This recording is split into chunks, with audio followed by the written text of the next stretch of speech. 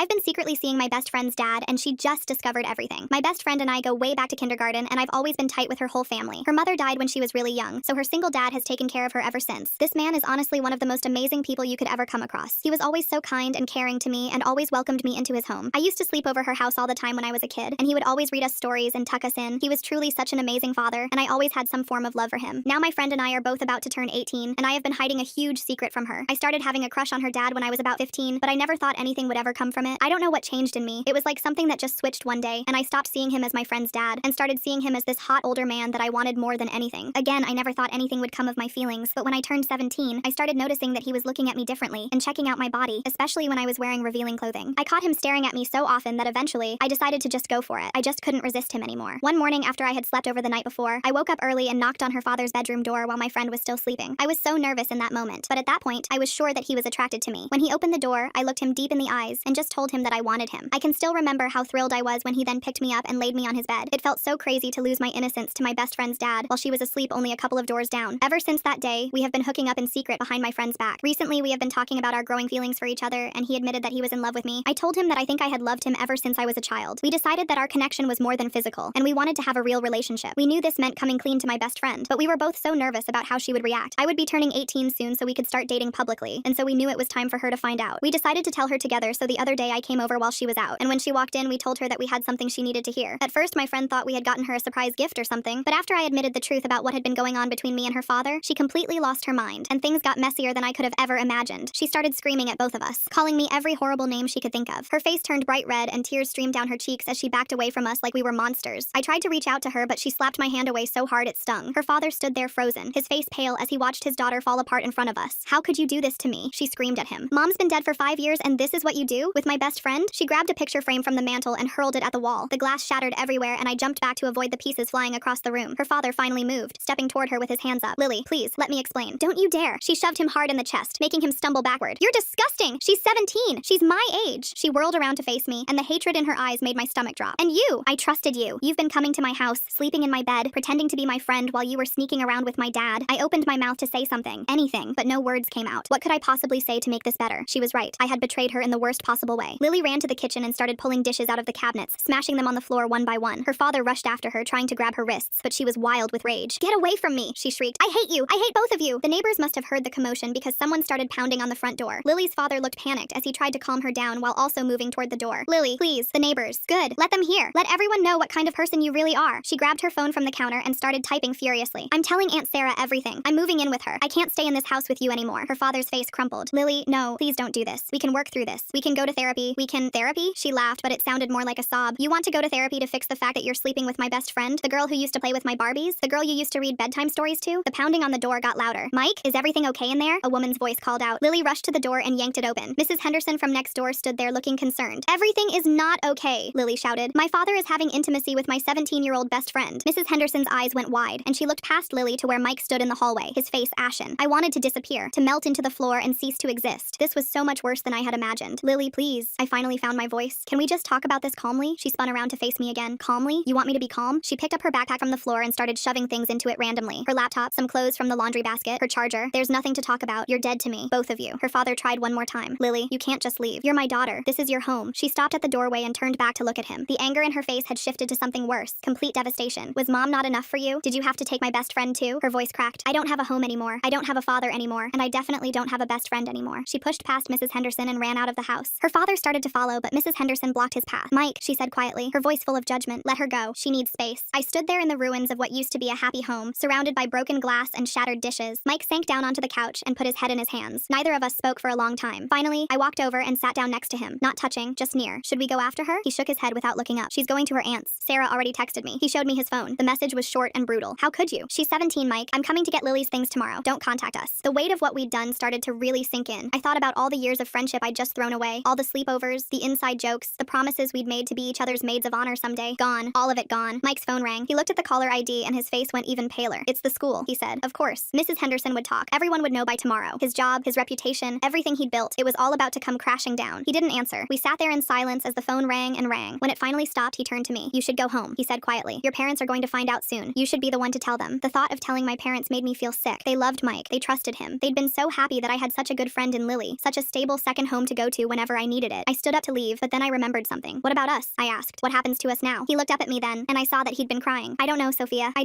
don't know. I walked home in a daze. The afternoon sun felt too bright, too normal for what had just happened. My phone buzzed with notifications. Lily had already blocked me on everything, but apparently she'd made a post somewhere because I was getting messages from other friends asking if it was true. When I got home, my mom was in the kitchen making dinner. She smiled when she saw me. You're home early. I thought you were staying at Lily's tonight. I burst into tears. She rushed over, alarmed, pulling me into a hug. What happened? Are you hurt? I couldn't get the words out. How do you tell your mother something like this? How do you explain that you've been having an affair with your best friend's father? That you're in love with a man more than twice your age? That you've destroyed your best friendship and probably ruined his life in the process? My phone rang. It was Mike. Mom saw his name on the screen and frowned. Why is Mr. Grimsley calling you? I didn't answer the phone. I couldn't. Not with my mom standing right there. But he immediately called again and again. Sophia, what's going on? Mom's voice had shifted from concerned to suspicious. The doorbell rang. We both froze. Through the window, I could see a police car parked outside. My legs felt like jelly as Mom went to answer the door. Two officers stood there, their faces serious. We're looking for Sophia Martinez, one of them said. We need to ask her some questions about an incident at the Grimsley residence. Mom turned to look at me, her face a mixture of confusion and growing alarm. What incident? What's this about? The officers exchanged glances. Ma'am, we received a report of a possible inappropriate relationship between an adult and a minor. We need to speak with your daughter. The word minor hit me like a physical blow. I was still 17. For 3 more weeks, I was still 17. All this time, I'd been so focused on the fact that I'd be 18 soon, that we could be together publicly once I was legal. But right now, at this moment, I was still a minor who'd been sleeping with an adult. Mom's face went white. She looked between me and the officers, and I saw the moment when she put it together. No, she whispered. Sophia, tell me you didn't. But I couldn't deny it. I couldn't lie anymore. The truth was written all over my face. The officers asked if they could come in. Mom nodded numbly and led them to the living room. I followed on shaky legs, my mind racing. What had I done? What had we done? As I sat down across from the officers, my phone buzzed with another call from Mike. This time, I declined it. Whatever happened next, we wouldn't be facing it together. We'd made our choices, and now we had to face the consequences alone. The officer pulled out a notebook. Miss Martinez, we need you to tell us everything about your relationship with Mike Grimsley. I looked at my mom, who had tears streaming down her face, and then back at the officers. There was no going back now. No more secrets. No more lies. I took a deep breath and started talking. The words tumbled out of me in a rush. I told the officers about the morning I'd knocked on Mike's door, about the months of secret meetings, about how we'd fallen in love. Mom's sobs grew louder with each detail. The officers wrote everything down, their expressions carefully neutral. When did the physical relationship begin? The female officer asked. 3 months ago, I whispered. Right after I turned 17. The male officer looked up sharply. And Mr. Grimsley knew your age? I nodded miserably. Of course he knew. He'd known me since I was 5 years old. After what felt like hours, the officers finally left with a promise to be in touch. Mom hadn't said a word since they'd gone. She sat at the kitchen table staring at her hands. Mom, I'm sorry, I started, but she held up her hand. Not now, Sophia. I can't. I just can't right now. She stood up slowly, like she'd aged 10 years in the past hour. Go to your room. We'll talk about this when your father gets home. I trudged upstairs, my phone still buzzing with messages. Word was spreading fast. I saw a text from my friend Jenna. Is it true about you and Lily's dad? That's so messed up. I turned off my phone and collapsed on my bed. The reality of what was happening crashed over me in waves. Mike could go to jail. He could lose his teaching license. Lily would never forgive me. My parents would never trust me again. I must have dozed off because I woke to the sound of my father's voice downstairs, loud and angry. I crept to the top of the stairs to listen. That son of a, I'm going over there right now, Dad was saying. No, you're not, Mom replied firmly. The police are handling it. You getting arrested for assault won't help anything. He took advantage of our daughter. She's a child. She's 17, not 7. And from what she told the police, she initiated it. I don't care if she showed up at his door naked. He's the adult. He should have sent her home. Their voices faded as they moved to the kitchen. I went back to my room and turned on my phone. Dozens of missed calls from Mike. One voicemail. Against my better judgment, I listened to it. Sophia, please call me back. The police just left. I need to know you're okay. I'm so sorry. I never meant for any of this to happen. I love you. His voice broke on the last words. I deleted the message and blocked his number. I couldn't talk to him. Not now. Maybe not ever. The next morning, I woke to find both my parents sitting on my bed. Dad's face was grim. Mom's eyes were red from crying. We need to talk, Dad said. The police called. They're not pressing charges. Relief flooded through me. Really? You turn 18 in 3 weeks, Mom explained. The prosecutor doesn't think they can make a case stick, especially since you've insisted it was consensual. But Sophia, she took a deep breath. Mr. Grimsley has been placed on administrative leave from the school. There's going to be an investigation. My heart sank. Even without criminal charges, his career was over. You're not to have any contact with him, Dad said sternly. No calls, no texts, no meetings. If he tries to contact you, you tell us immediately. Understood? I nodded. What else could I do? And you're grounded, he continued. School and home, that's it. No phone except for emergencies, no friends over, no going out. For how long? Until we can trust you again, Mom said quietly. So maybe forever. The next few weeks were torture. At school, everyone stared and whispered. Some people called me names in the hallways. Others acted like I had some contagious disease. My former friends kept their distance, not wanting to be associated with the scandal. Lily wasn't at school. I heard through the grapevine that she was doing online classes from her aunt's house. Part of me was relieved not to face her, but another part desperately wanted to apologize, to try to explain. 3 weeks after everything exploded, I turned 18. There was no celebration, no party, just a quiet dinner with my parents where we all pretended things were normal. That night, I lay in bed thinking about how different I'd imagined this birthday would be. Mike and I had planned to go public, to finally be together openly. Instead, I was alone, grounded, and miserable. A week later, Mom drove me to a therapist's office. The court didn't mandate this, she said as we pulled up, but your father and I think you need to talk to someone about everything. Doctor was younger than I expected, with kind eyes and a gentle manner. She didn't judge or lecture. She just listened as I talked about Mike, about Lily, about how everything had gone so wrong. Tell me about your friendship with Lily, she said during our third session. We were like sisters, I said, tears pricking my eyes. We did everything together, sleepovers every weekend, shared all our secrets, planned our whole futures together. And when did your feelings for her father begin to change? I thought back. I guess it was gradual. After Lily's mom died, he was just so sad. I wanted to help him feel better. Then as I got older, I started noticing how handsome he was, how kind. He always made me feel special, you know? Like I mattered. Dr. Smith made a note. How were things at your own home? The question surprised me. Fine. Normal, I guess. My parents work a lot, but they love me. Did you feel like you got enough attention at home? I shifted uncomfortably. I mean, they were busy. Dad travels for work, mom has her real estate business, but that's normal, right? We spent the rest of the session exploring my family dynamics. It was uncomfortable, looking at patterns I'd never noticed before, how I'd always sought approval from adults, how I'd spent more time at Lily's house than my own, how Mike's attention had filled a void I didn't even know existed. Meanwhile, the investigation at school continued. I heard from other students that Mike had been cleared of any inappropriate conduct with current students, but the relationship with me was enough to end his career. He'd resigned rather than be fired. One day, about 2 months after everything happened, I was walking home from school when a familiar car pulled up beside me. My heart stopped. It was Mike. Sophia, please, can we talk? He looked terrible, unshaven, with dark circles under his eyes. I glanced around nervously. I can't. I'm not supposed to talk to you. Just 5 minutes, please. I need to explain some things. Against every bit of good judgment, I got in the car. He drove to a nearby park and parked in an empty lot. I'm sorry, he said immediately. I'm so sorry for everything. I should never have let this happen. You were a child, and I was the adult. I should have protected you, even from yourself. I'm not a child, I protested weakly. You were, he said firmly. And even if you weren't, you were my daughter's best friend. You were vulnerable, and I took advantage of that. You didn't take advantage of me. I wanted it. I pursued you. He shook his head. It doesn't matter. I was the one with the power. I was the one who should have said no. He paused, seeming to gather his thoughts. I've been seeing a therapist too, trying to understand why I let this happen. My wife's death, the loneliness, the way you reminded me of her sometimes. None of it excuses what I did, but I'm trying to understand it. We sat in silence for a moment. Then he said, Lily won't speak to me. She's living with Sarah full time now. I've lost my daughter, Sophia. That's the worst part of all of this. Guilt crashed over me anew. I'm sorry. I never meant. I know. Neither of us meant for it to go this way, but we made choices, and now we have to live with the consequences. He started the car. I'll take you home. And Sophia, this is goodbye. Real goodbye. You need to move on with your life, and so do I. The drive home was silent. As I got out of the car, he said, take care of yourself, and please try to make things right with Lily someday. She doesn't deserve to lose her best friend because of my mistakes. I watched him drive away, knowing I'd probably never see him again. That night, I wrote Lily a letter. I must have started it a dozen times trying to find the right words. How do you apologize for something so huge? How do you explain the unexplainable? In the end, I kept it simple. I told her I was sorry, that I missed her, that I understood if she never wanted to speak to me again, but that I would always love her and always regret what I'd done. I mailed it to her aunt's house, not knowing if she'd even read it. Weeks passed with no response. I threw myself into school, trying to salvage what was left of my senior year. Slowly, the whispers died down. New scandals replaced old ones. I made a few new friends, people who didn't know me before and could see me as just Sophia, not the girl who slept with her best friend's dad. College acceptance letters started arriving. I'd been accepted to State University, the same school Lily and I had planned to attend together. We were going to be roommates, join the same sorority, take all the same classes. Now I wondered if I should go somewhere else, somewhere far away where no one knew my story. Running away won't solve anything, Dr. Smith said when I brought it up. You can't outrun your past. You can only learn from it and move forward. So I decided to stay, to face whatever came next. Graduation day arrived with all its bittersweet emotions. As I walked across the stage to get my diploma, I scanned the crowd. My parents were there, of course, cheering despite everything. And in the back, I caught a glimpse of a familiar face, Lily. Our eyes met for just a moment. She didn't smile, didn't wave, but she was there. She'd come to see me graduate. It was more than I deserved. After the ceremony, as families took pictures and celebrated, I looked for her, but she was gone. Like a ghost, she'd disappeared back into the crowd. That night, there was a knock on my door. My heart leaped, thinking maybe it was Lily, but it was my mom, holding an envelope. This came for you, she said. My name was written on the front in Lily's handwriting. With shaking hands, I opened it. Sophia, I got your letter. I've read it about 100 times. I want to forgive you. Some days I think I have. Other days the anger comes back so strong I can't breathe. My dad and I are in therapy together now. It's hard, really hard, but we're trying. He told me he ended things with you, that he knows it was wrong. I'm trying to forgive him too. I came to graduation because I couldn't not come. We promised we'd be there for each other's big moments, remember? But I'm not ready to talk to you. I don't know if I ever will be. I heard you're going to State. I am too. It's a big campus. Maybe we'll avoid each other. Maybe we won't. I don't know what will happen. I want you to know that despite everything, I don't hate you. I hate what you did. I hate what he did. I hate what we all lost. But I don't hate you. Take care of yourself. Lily. I read the letter 3 times, tears streaming down my face. It wasn't forgiveness, not really, but it wasn't hatred either. It was something in between, something complicated and messy and real. That summer passed in a blur of therapy sessions, family dinners where we all tried to pretend things were normal, and preparation for college. I got a job at a local bookstore, grateful for the distraction and the chance to be around people who didn't know my story. One day in August, just before I was set to leave for school, I was shelving books when someone cleared their throat behind me. I turned to find Sarah, Lily's aunt, standing there. My heart raced. Hi, I managed. Hello, Sophia. Her expression was unreadable. I wanted to talk to you before you and Lily potentially cross paths at school. I nodded, not trusting myself to speak. What you did was wrong, she said bluntly. You hurt my niece in a way that may never fully heal. You betrayed her trust in the worst possible way. I know, I whispered. I'm so sorry. I'm not the one who needs to hear that. She paused. But I also want you to know that Mike is getting help, real help. And Lily is strong, stronger than any of us gave her credit for. She's going to be okay. I'm glad, I said, meaning it. She's not ready to see you or talk to you. She may never be. But she also doesn't want to spend her college years looking over her shoulder. So here's what's going to happen. You're going to respect her space. If you see her on campus, you walk the other way. If you end up in the same class, you sit on opposite sides of the room. You don't approach her. You don't try to talk to her. You don't send messages through mutual friends. You let her live her life. Understood? Yes, of course. Sarah studied me for a long moment. You seem different. Older, maybe. I've grown up a lot in the past few months. Good. Keep growing. Keep working on yourself. Maybe someday. She trailed off, then shook her head. Take care, Sophia. She left, and I stood there among the stacks of books, processing what had just happened. It wasn't absolution, but it was something. A tiny crack in the wall between my old life and whatever came next. 2 weeks later, my parents drove me to college. The campus was huge, bustling with new students and their families. As we unloaded my things, I kept scanning the crowds, both hoping and dreading that I'd see Lily. "You okay?" Mom asked, noticing my distraction. "Yeah, just nervous." She hugged me tight. "You're going to be fine. This is a fresh start, Sophia. Make the most of it." My roommate was a bubbly girl named Jess from across the state who knew nothing about me beyond what I chose to share. It was liberating, being just another freshman instead of the girl from the scandal. Classes started, and I threw myself into my studies. I joined clubs, made friends, built a new life, but always, in the back of my mind, was the knowledge that Lily was somewhere on this campus, that at any moment, I might turn a corner and see her. It happened 3 weeks into the semester. I was leaving the library late one evening when I saw her walking with a group of girls, laughing at something one of them had said. She looked good, happy even. The sight of her made my chest tight with a mixture of longing and regret. Our eyes met across the quad. The laughter died on her lips. For a moment, we both froze. Then, remembering Sarah's words, I turned and walked quickly in the opposite direction. I didn't look back, but I could feel her eyes on me until I rounded the corner. That night, I called Dr. Smith for an emergency session. "I saw her," I said. "I saw Lily." How did that feel? Like someone punched me in the stomach. But also, I was glad to see her happy. Does that make sense? Perfect sense. It shows growth, Sophia. You're learning to prioritize her well-being over your own desires. We talked through my feelings, strategies for handling future encounters, ways to continue moving forward. By the end of the call, I felt steadier. The semester progressed. I saw Lily occasionally in the dining hall, at the student center, crossing campus between classes. Each time I kept my distance. Sometimes she saw me, sometimes she didn't. When she did, her expression was always carefully neutral. Not friendly, but not hostile either. Just blank. I dated a few guys trying to move on. None of them lasted long. How could they, when I was still carrying so much baggage? Dr. Smith encouraged me to be patient with myself, to focus on healing rather than rushing into new relationships. You experience something intense and inappropriate at a formative age, she explained. It's going to take time to develop healthy relationship patterns. Finals week arrived with all its stress and chaos. I was in the library cramming for my psychology exam when someone sat down at my table. I looked up, expecting to see a classmate. It was Lily. My heart stopped. "Hi," I said carefully. "Hi." She pulled out her books, acting like this was completely normal. "Psych 101? Yeah. You? Same. Different section probably." We studied in silence for a while. It was surreal, sitting across from her like old times, but with this enormous chasm between us. Finally, she spoke. "My dad's doing better. He's teaching private music lessons now. Not at a school, obviously, but it's something." "That's good," I said carefully. "He's dating someone. A woman his own age." There was a bite to her words that made me flinch. "Someone appropriate." "Lily, I don't." She held up her hand. "I'm not ready for apologies or explanations or whatever.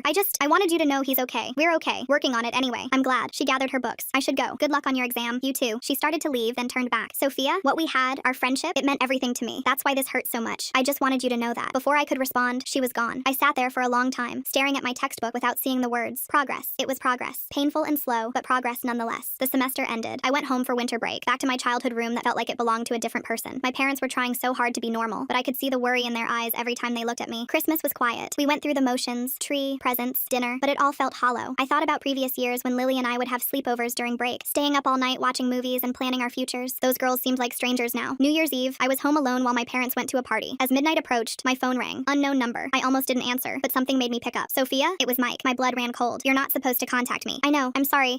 It's New Year's Eve and I'm alone, and I needed to hear your voice." "Mike, no. We can't do this. I still love you." His words were slurred. He'd been drinking. "You need to hang up. Call your therapist or a friend or someone else. Not me." "Don't you miss me at all? Don't you miss us?" I closed my eyes. Did I miss him? The attention, the feeling of being special, the intensity of it all? Sometimes. But I was starting to understand that what we'd had wasn't love. It was something else. Something unhealthy born from loneliness and need and crossed boundaries. "Goodbye, Mike. Please don't call again." I hung up and immediately called Dr. Smith's emergency line. We talked through the interaction, my feelings, my progress. By the time we hung up, it was past midnight. New year, new start. The spring semester began with unexpected news. I was assigned to a group project in my English class, and one of my group members was friends with Lily. As we worked together, she would occasionally mention her, little drops of information that I treasured and tortured myself with in equal measure. Lily had joined the campus literary magazine. She was dating someone new. She'd cut her hair short. Each detail was a tiny window into a life I was no longer part of. Valentine's Day came and went without fanfare. I watched other couples on campus with a mixture of envy and relief. Maybe I wasn't ready for a relationship. Maybe I wouldn't be for a while. That was okay. In March, I was walking to class when I heard someone call my name. I turned to see Mrs. Henderson, the neighbor who'd witnessed that terrible day. My stomach dropped. "Sophia," she said, her expression softer than I expected. "How are you?" I'm okay. In college now." "Good. That's good." She paused. I wanted to apologize. I shouldn't have spread gossip about what happened. It wasn't my place. I was stunned. "Oh, thank you. Mike's a good man who made a terrible mistake, and you were just a child. I hope you're both getting the help you need." She patted my shoulder and walked away, leaving me standing there processing this unexpected grace. Spring break arrived. While other students went to beaches or visited friends, I stayed on campus. It was easier than going home, easier than facing all the memories. I got a job at the campus coffee shop and spent my days making lattes and studying. One afternoon, Lily came in. She was with the guy I'd heard she was dating, tall, sandy-haired, with an easy smile. They were laughing about something, her face bright with happiness. She didn't see me behind the counter at first. When she came up to order, our eyes met. For a moment, I thought she might leave, but she stayed, ordering 2 cappuccinos in a steady voice. I made their drinks in silence, hyper-aware of every movement. As I handed them over, our fingers brushed. "Thanks," she said quietly. "You're welcome." She started to leave, then paused. "You look good, Sophia. Healthy." "Thanks, you too." And then she was gone, walking out with her boyfriend, leaving me with a strange mixture of sadness and hope. The semester flew flew by. Finals, papers, projects, the normal stress of college life that felt like such a gift after everything I'd been through. I was starting to feel like myself again. Not the old self, the girl who'd been Lily's best friend and Mike's secret girlfriend. A new self, someone who'd made terrible mistakes but was learning from them. The last day of classes, I was cleaning out my dorm room when there was a knock on the door. I opened it to find Lily standing there alone. "Can I come in?" she asked. Of course. She sat on my roommate's bed, looking around the room. "Weird year, huh?" "The weirdest. I've been seeing a therapist too," she said suddenly, working through everything. The anger, the betrayal, but also the grief. I lost my best friend and my dad in one day. Not lost like he died, but lost the version of him I thought I knew. "I'm so sorry, Lily. I'll never stop being sorry." "I know." She picked at a thread on the bedspread. "My therapist says forgiveness isn't about the other person. It's about freeing yourself. I'm not there yet, but I'm working on it." We sat in silence for a moment. Then she said, "I'm transferring." My heart sank. "Oh, not because of you?" "Well, not entirely. I got into the journalism program at Northwestern. It's a better fit for me. A fresh start. That's amazing. You'll be great." "Yeah, maybe." She stood up. "I wanted to tell you myself and to say, I hope you figure things out. I hope you become the person you're supposed to be. Just do it away from my dad, okay? I haven't spoken to him since January. He called hammered on New Year's. I told him not to contact me again." Something shifted in her expression. "Good. That's good." She moved toward the door, then turned back one last time. "Maybe someday, when we're different people, when this doesn't hurt so much, maybe we can try again. Not like before. That's gone. But something new. Maybe. I'd like that," I whispered. "Yeah, me too. Someday." She walked out, leaving me sitting on my bed with tears rolling down my cheeks. I stared at the door for what felt like forever, processing her words. The finality of it all crashed over me. She was really leaving, starting fresh somewhere else, building a life that didn't include me. The next morning, I helped my parents load the car for the drive home. Campus was emptying out, students hugging goodbye and making summer plans. I kept looking around, hoping for one more glimpse of Lily, but she was already gone. Summer stretched ahead of me like an endless desert. I picked up more hours at the bookstore, desperate for distraction. My manager, an older woman named Danny, noticed my mood and started giving me extra projects, inventory, displays, anything to keep me busy. One July afternoon, a woman came in looking for books about dealing with teenage daughters. As I helped her search the parenting section, she mentioned her daughter had been through something traumatic with a friend. The way she described it made my stomach twist. It sounded too familiar. "My daughter's best friend got involved with an older man," she said, shaking her head. "Can you imagine? The poor girl's mother is beside herself." I mumbled something non-committal and excused myself to the stockroom, where I sat on a box of books trying not to hyperventilate. The scandal had spread beyond our immediate circle. Other mothers were talking about it, using it as a cautionary tale. That night, I found myself parked outside Mike's house. I hadn't planned to go there. I'd just been driving aimlessly and ended up on his street. The house looked different. The lawn was overgrown, newspapers piling up on the porch. A for sale sign stood in the yard. I sat there for 20 minutes, engine running, before finally driving away. Whatever life he was building now, it wasn't here anymore. August arrived with a letter from Northwestern, not from Lily, from the registrar's office. My transfer application had been accepted. I stared at the letter in shock. I hadn't even remembered applying. Then it hit me. I'd filled out the application months ago, back when Lily and I were planning our futures together. We'd both applied to Northwestern's journalism program as a backup plan. I showed my parents the letter at dinner. Dad set down his fork and studied me carefully. "Is this what you want? To follow her there?" "I'm not following her," I said quickly. "I applied before. Everything. It's a good program. Better than state for what I want to study." Mom and Dad exchanged glances. "Sophia, running to the same school as Lily isn't going to fix things." "I know that, but maybe it's not about fixing things. Maybe it's about proving I can exist in the same space without making everything about us, about what happened." They weren't convinced, but they didn't say no either. I had 2 weeks to decide. I spent those weeks in turmoil. Dr. Smith and I had extra sessions, talking through the decision. She helped me examine my motivations, pushing me to be honest about why I really wanted to go. "Part of me hopes we'll run into each other," I finally admitted. "That maybe being in the same place will give us chances to slowly rebuild something. Not our old friendship, but something. And if that doesn't happen, if she avoids you completely, if seeing you there makes things worse for her." The questions stung, but I needed to hear them. I thought about it constantly, weighing every angle. In the end, what decided it was a memory of Lily from years ago, talking about Northwestern's student newspaper. Her eyes had lit up describing their investigative pieces, their award-winning coverage. She belonged there. Did I? I withdrew my acceptance 3 days before the deadline. State University might not have been my dream school, but it was mine now. Lily deserved to have Northwestern without my shadow following her. The day before returning to state for sophomore year, I ran into Mike at the grocery store. He was in the cereal aisle, staring at boxes like they held the secrets of the universe. He looked healthier than when I'd last seen him, clean-shaven, better color in his face. He saw me before I could escape. For a moment, we just stood there, frozen. Then he gave a small nod and turned back to the cereal. I grabbed what I needed and left quickly, my hands shaking as I loaded my car. Back at state, I threw myself into sophomore year with new determination. I changed my major from undecided to social work, inspired by my own therapy journey. My advisor warned me it was a challenging field, but I needed to do something meaningful with my pain. October brought unexpected news through the campus grapevine. Lily had written a piece for Northwestern's paper about trauma, friendship, and betrayal. She didn't use names, but anyone who knew the story would recognize it. The piece went viral on their website. I found it online late one night. Reading her words felt like being flayed alive. She wrote about trust shattered, about losing 2 pillars of support in one moment, about the complexity of forgiveness. But she also wrote about growth, about finding strength she didn't know she had, about building a new identity separate from her past. The comment section was brutal. People calling her father a predator, calling me horrible names, praising Lily's bravery. I closed my laptop and didn't open it again for 3 days. A week later, I got an email from an address I didn't recognize. The subject line just said, "Read this." Inside was a link to another article, this one from a small online magazine. The byline made my breath catch. Mike Grimsley. His piece was titled, "The Grooming I Didn't See." In it, he took full responsibility for what happened. He wrote about how trauma and loneliness had clouded his judgment, how he'd failed in his duty as an adult and father. He discussed his therapy, his work with other men who'd crossed similar boundaries, his daily fight to earn back his daughter's trust. He never mentioned me by name, referring only to a young woman who deserved better. But he was clear that the fault was entirely his, that that he'd held all the power and abused it, regardless of who initiated what. I read it 5 times, tears streaming down my face. Then I deleted the email and tried to pretend I'd never seen it. November crept in with early snow and a familiar face in my abnormal psychology class. Mrs. Henderson's daughter Sam had transferred from community college. She recognized me immediately, her face cycling through surprise, discomfort, and something like pity. After class, she approached me hesitantly. "Sophia, I didn't know you went here." I braced myself for judgment or cruel words. Instead, she said, "I'm sorry about what happened. My mom, she shouldn't have gotten involved the way she did." We ended up getting coffee, an awkward but strangely healing conversation. Sam told me her mom still felt guilty about calling the police, that she'd been having her own crisis that day and overreacted. I didn't know what to say to that. Had it been an overreaction, or exactly what needed to happen? Sam and I didn't become friends exactly, but we studied together sometimes. She never brought up the past unless I did, which I appreciated. It was nice having someone who knew my history, but didn't define me by it. Winter break approached with an unexpected email from Sarah, Lily's aunt. My heart raced as I opened it, but it wasn't about Lily. Sarah was organizing a charity drive for teenagers in crisis and wondered if I'd like to help. "I believe in redemption," she wrote, "and I think you might have insight that could help these kids." I volunteered every day of break, sorting donations and preparing care packages. Sarah and I worked side by side in relative silence at first. Then gradually, we began to talk. Not about Lily or Mike or what happened, but about the kids we were helping, about cycles of trauma and the importance of intervention. On my last day volunteering, Sarah handed me an envelope. "Lily doesn't know I'm giving you this," she said. "She wrote it months ago, but couldn't decide whether to send it. I think you should have it." I waited until I was home to open it. Lily's handwriting was messier than usual, like she'd written it in a hurry. "Sophia, I'm hammered right now, which is probably the only reason I'm writing this. My therapist would probably say this is a bad idea, but I need to say some things. I miss you. I hate that I miss you. I have a new best friend here, Jenna, and she's great, but sometimes I catch myself about to text you about something stupid, and then I remember. Dad and I are better. Not fixed, but better. He's dating someone age-appropriate, a librarian, if you can believe it. I actually like her. She doesn't try to mother me, which I appreciate. I still have nightmares sometimes, not about finding you two together, but about losing you. Isn't that messed up? The betrayal was horrible, but the loss feels worse somehow. I don't know if I'll ever send this. Probably not, but I needed to write it. I hope you're okay. Despite everything, I really do hope that. L. I held the letter until my hands stopped shaking. Then I carefully folded it and put it in the box where I kept what little I had left from our friendship. A few photos, a friendship bracelet from middle school, ticket stubs from movies we'd seen together. Spring semester started with me feeling raw, but somehow cleaner, like a wound that had finally been properly cleaned. I threw myself into my social work classes, finding purpose in learning about family dynamics, trauma responses, and ethical boundaries. In March, I was studying in my favorite spot in the library when someone sat down across from me. I looked up, expecting to see a classmate. It was Mike's new girlfriend, the librarian Lily had mentioned. I recognized her from a photo Sam had shown me. "You're Sophia," she said. It wasn't a question. My flight instinct kicked in, but she held up a hand. "I'm not here to yell at you or cause a scene. I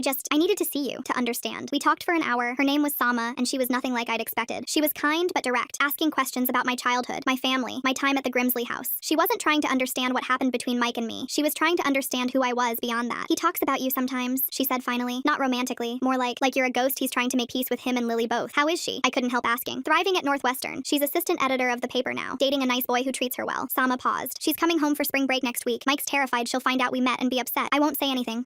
We don't talk." Sama studied me for a long moment. "You know, I think you're both stuck. You and Lily, frozen in that moment when everything exploded. Maybe that's necessary for now, but someday, I hope you both can thaw." She left me there with my textbooks and my thoughts. That night, I made a decision. I wrote Lily a letter not to send, but for myself. In it, I told her about my major, about the kids I'd helped over winter break, about how I was trying to turn our shared pain into something useful. I sealed it and put it in my memory box with her drunken letter. 2 weeks before the semester ended, I was walking across campus when I saw them, Mike and Lily, sitting on a bench outside the administration building. She must have come to visit. They were talking intently, and then Lily laughed, really laughed, throwing her head back the way she used to. I ducked behind a building before they could see me, my heart hammering, but I'd seen enough. They were healing, moving forward, building something new from the ashes of what we'd all destroyed. That night, I called Dr. Smith for an extra session. We talked about closure, about letting go, about the difference between hope and expectation. By the end of the call, I felt lighter somehow, ready for whatever came next. Finals week arrived in a blur of papers and exams. I was packing up my dorm room when my phone buzzed with a text from an unknown number. "I heard you changed your major to social work. That's really cool. Take care of yourself. L." I stared at the message for a long time, my throat tight with emotion. Then I typed back, "Thanks, you too." 3 dots appeared, showing she was typing. They appeared and disappeared several times over 5 minutes. "Finally, maybe coffee sometime, when we're ready. Not now, but sometime. I'd like that," I replied, and that was it. No more messages, but it was enough. A door left cracked open, just a little. A possibility for someday, when the wounds had scarred over and we were different people than the girls who'd loved each other and lost each other so spectacularly. I finished packing, said goodbye to my roommate, and headed home for summer. I had an internship lined up at a youth crisis center, a full course load planned for fall, a future taking shape that was mine alone. The girl who'd knocked on her best friend's father's door was gone. In her place was someone older, sadder, but maybe wiser too. Someone who understood boundaries and consequences, who knew that love could be destructive when it grew in the wrong places. As I drove home, I thought about Lily at Northwestern, building her dreams. About Mike, learning to be a father again with someone appropriate by his side. About myself, turning pain into purpose. We were all becoming who we were supposed to be, just not together. And maybe that was its own kind of happy ending.